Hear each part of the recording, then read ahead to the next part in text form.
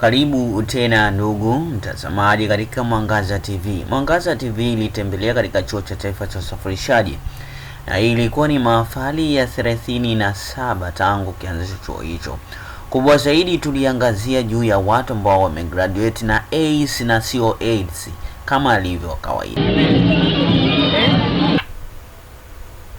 Wanasema siku zote unapokuwa unafanya kitu basi ambatanisha na uimara ambao umeufanya. Ni baadhi ya wanafunzi waliyafanya ni yapi? Ni moja ya projekti kubwa ambazo zilionyeshwa katika maonyesho makubwa hapa Chuo cha Taifa cha Usafirishaji ni projekti ya mwanafunzi ambaye alitengeneza automation ya gari, ambalo gari unatumia kompyuta kwa ajili ya kuweza kuendesha na hala hakuna haja ya kutumia steering. Ni vitu ambavyo vinafanyika sana Ulaya, lakini hata Tanzania vipo. Tunazalisha expertise kwa lengo kubwa la kukuza wimbi la ajira, lakini pia hata kukuza viwanda vya nchini Tanzania. Ni kwa ajili ya kuwawezesha vijana katika mambo ya msingi, na tuliweza kufika katika hatua kubwa zaidi, na hii tuliangazia katika kufanya mahojiano. Ni nani huyu? Bali alikuwa ni kijana mojawapo ambaye alifanya maonyesho makubwa ya system, ambao ni project aliyotumia takriban miezi 6 kutengeneza kwa ajili ya kuweza kuonyesha uimara mkubwa. Ni kipi alichokifanya? Hii ilikuwa ni tracking system ya simu, ambayo simu sasa unao uwezo wa kutumia popote ulipo na kupata taarifa mbalimbali za matukio.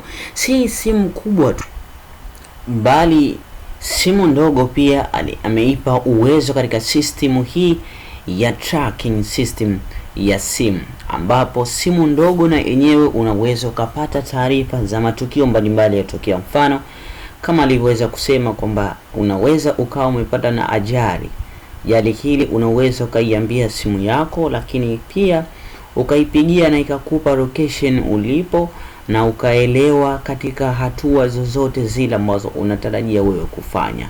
Ni tracking system ya simu. Huyu ni kijana Mtanzania na hakuna mtu ambaye labda alimshirikisha, bali ni wazo lake ambalo yeye alilenga kuweza kulisaidia jukumu na jukwaa kubwa la kadamnasi iliyopo kubwa katika Tanzania. Lengo kubwa ni kuisaidia jamii. Je, ni yapi ambayo aliweza kuyasema? Haya alikuwa ni mengi zaidi, na aliweza kusema system hii itasaidia sana na itasaidia Watanzania wengi katika kuweza kufanya mambo mbalimbali. Ni vitu ambavyo mara nyingi tumekuwa tukiviona Ulaya, lakini sasa hata Tanzania vijana wana uwezo mkubwa. Kijana alitengeneza tracking system ambayo hata mtu anaweza akatumia simu yake ndogo, simu ya button, wanaviita visimu vitoshi. Unaweza kutumia simu hiyo kwa ajili ya kuweza kumake tracking, na haya aliweza kuyazungumza katika mambo hayo. Variety, tunasema nilifanya mbele ya zile project ambazo zimefanywa na wazungu. Ndio maana project yangu inaonekana katika hiyo, kwa maana wazungu kwenye Google wametengeneza Find My Phone, kuna mobile ambazo zile zinatumia internet. Sasa katika project yangu mimi nikaja na idea kwamba Tanzania kuna sehemu hata internet haipo, au kuna sehemu internet ni ndogo, au watumiaji wa internet ni wa asilimia chache kwa upande wa vijijini. Sasa nikaimagine kama ile mtu wa kijijini mwenye simu ndogo akiipoteza anaweza akaipata vipi? Nikaimagine kuna watu wanapata ajali, ndugu zao wanatafuta simu tatu, simu wakipiga simu inaita tu. Kama kuna uwezekano kuipiga picha, ukiamua record audio hivyo. Kwa mfano kiintelijensia simu yetu inaweza kutumika hata kwenye masuala ya kufanya uchunguzi. Kwa mfano kama unaweza kutumia hii simu uchunguzi, kwa mfano kama ni gaidi anatafutwa, au unaweza kutuma message kwenye simu yake, kwa unaweza kusikia anachokizungumza kwa wakati huo. Kutokana na project ambayo. Lakini kitu chochote ambacho watu tunakifanya huwa tunaangazia zaidi kwamba jamii inaweza kufaidika vipi na kuweza kunufaika katika ile jambo ambalo linatokea. Unafikiri jamii inaweza kunufaika vipi? Na hata tukizungumzia jamii ya Tanzania, ambayo Tanzania tunaona sasa hivi ni nchi ambayo inatoka katika uchumi mdogo kwenda uchumi mkubwa. Katika hizi project ambazo wanatengeneza, nafikiri baadaye labda inaweza kunufaisha zaidi Tanzania. Kwa dreams zangu mimi, kwa mfano kwa masuala ya hardware, na mimi Tanzania wana uwezo wa kutengeneza simu zao wenyewe. Ukiangalia mafundi wanaopatikana Kariakoo, Machinga Complex, simu, kompyuta, kitu ambacho tunaweza kutengeneza. Kwa hiyo tukiangalia hata makampuni makubwa wanachokifanya, wananunua zile components sehemu tofauti tofauti alafu wanaziunganisha. Kinachokuja kutushinda ni zile software ambazo zinatumika mle ndani ya kompyuta. Umeona? Kwa mfano instead of Google, tunaweza tukatumia hiyo nani yangu, project yangu ikatumika kama Google search. Kama kwenye kamera kuna watu wamegundua kamera zao ni sensitive na zinafanya vitu zaidi ya kamera za kawaida. Kwa mfano hizi project ambazo zimehusiana na mobile zote zikiunganishwa zione simu moja ambayo ikazalishwa Tanzania, tunaweza tukacompete na. Lakini pia Mwangaza TV iliweza kuuliza swali ambalo ni la msingi sana.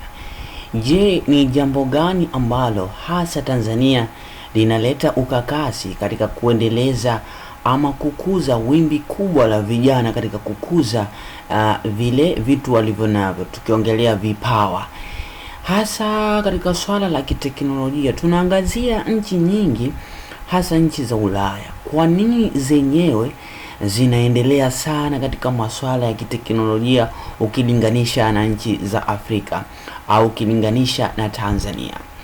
Majibu huwa ni mengi, lakini zaidi ni sapoti kubwa ambayo ipo. Kwa nini vijana wadogo tu kutoka nje ya nchi, mfano kama vijana kutoka India, kutoka China, kutoka Korea, unakuta kijana ni mdogo lakini anajua teknolojia fulani? Je, nini chanzo ambacho kinasababisha kuweza kutokea katika haya yaliweza kujibiwa na kijana ili kuonyesha jinsi gani haya mambo anayafuatilia kwa msingi na yanaenda kutokea kwa jinsi gani. Je, ni nini kinachosababisha hasa? Ulikuwa kutokana na mazingira. Kwa mfano iti watu wengi wanaanza kusoma miaka 3 ya chuo. Unaangalia na vitu ambavyo wanavifanya katika miaka 3. Lakini wale watu kompyuta wamezaliwa nazo, wanakuwa nazo day to day. Of course ndio kujifunza tunatumia vitu vyao. Katika kuendelea tunatumia vitu vingi ambavyo ni vya kwao. Lakini kwa mfano vitu kama kuna language zinatengenezwa, kwa mfano Udemy washaka kutengeneza language yao, ndio kwa mpango na wenyewe kutengeneza language yao ambayo inatumika kwa program. Sasa kwa mfano ukishakuwa na language yako ni ili kwamba uweze kutengeneza vitu ambavyo vitakutegemea binafsi, kwamba sasa hivi Tanzania tunazalisha software fulani, sasa hivi tunazalisha software fulani. Yaani kwa mfano kitu kikubwa ambacho kwa mfano unasema wizara ifanye, sote ichukue project yangu ya mtu mwingine, wafanye tu kwamba kuna trust au wapewe vijana kazi. Kwa mfano tunakuta unaenda kampuni labda sehemu kabisa na serikali, afu naambia tunahitaji kutengeneza software moja mitatu ambayo itasaidia serikali kwenye kitu fulani. Kwa mfano wanasema kwenye sensa ambayo inasaidia serikali kwenye masuala ya sensa na hivi, afu unajua kwamba kuna Wachina washalitoa wameshachukua hiyo tenda, baada ya miaka miwili watakuwa wameleta. Tunaambia basi tunakompete na Wachina, tufanye ndani ya muda fulani Na mpaka kufikia tamati, Mwangaza TV iliangazia katika Chuo cha Taifa cha Usafirishaji, na umeona jinsi gani vijana walijipinda katika kuweza kutengeneza system. Hii ni kubwa kuliko, lakini tutosheke na kunywa mchuzi, maana ukinywa mchuzi sana utaweza kushindwa kupata utamu wa nyama. Kwa ngwe nyingine usisite kushare na kusubscribe katika channel yetu ya Mwangaza TV, YouTube pamoja na Instagram. Ulikuwa na mtangazaji wako Ramadhan Juma Abdalla, Golden Voice. Kwa ngwe nyingine